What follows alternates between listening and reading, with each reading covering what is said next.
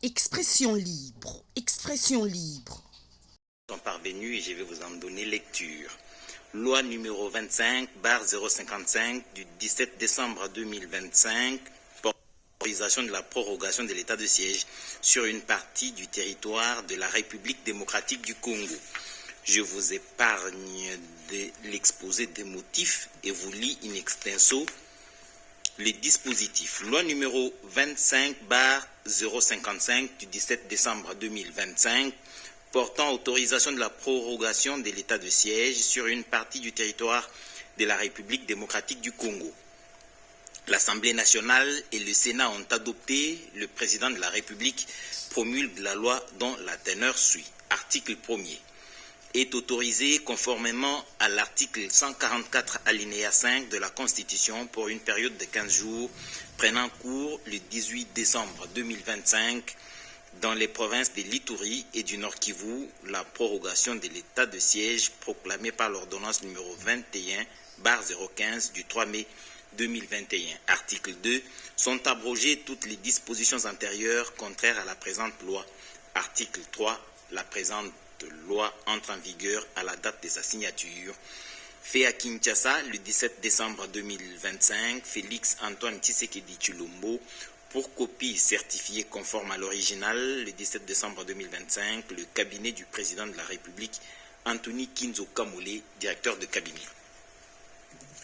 Ordonnance numéro 25/294 du 17 décembre 2025 portant prorogation de l'état de siège sur une partie du territoire de la République démocratique du Congo. Le président de la République, vu la Constitution telle que modifiée par la loi numéro 11/002 du 20 janvier 2011 portant révision de certains articles de la Constitution de la République démocratique du Congo du 18 février 2006, spécialement ces articles 61, 79, 69, 79, 85, 144, 145 et 156, alinéa 2, vu la loi numéro 25/055 du 17 décembre 2025 portant autorisation de la prorogation de l'état de siège sur une partie du territoire de la République démocratique du Congo, spécialement son article 1er, vu tel que complété à ce jour l'ordonnance numéro 21/015 du 3 mai 2021 portant proclamation de l'état de siège sur une partie du territoire de la République démocratique du Congo, spécialement son article 1er, vu tel que modifié et complété à ce jour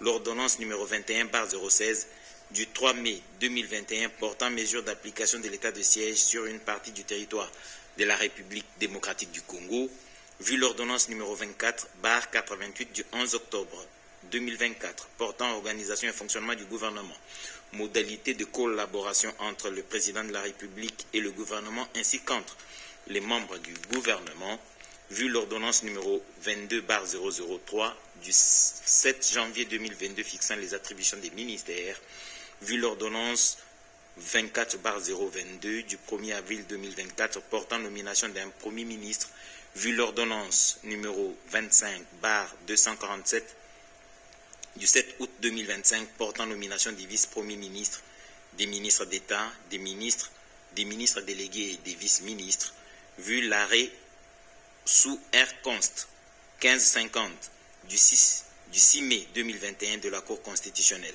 siégeant en appréciation de la constitutionnalité de l'ordonnance numéro 21/016 du 3 mai 2021 portant mesure d'application de l'état de siège sur une partie du territoire de la République démocratique du Congo, vu la nécessité et l'urgence, le Conseil de ministres entendu ordonne. Article 1er.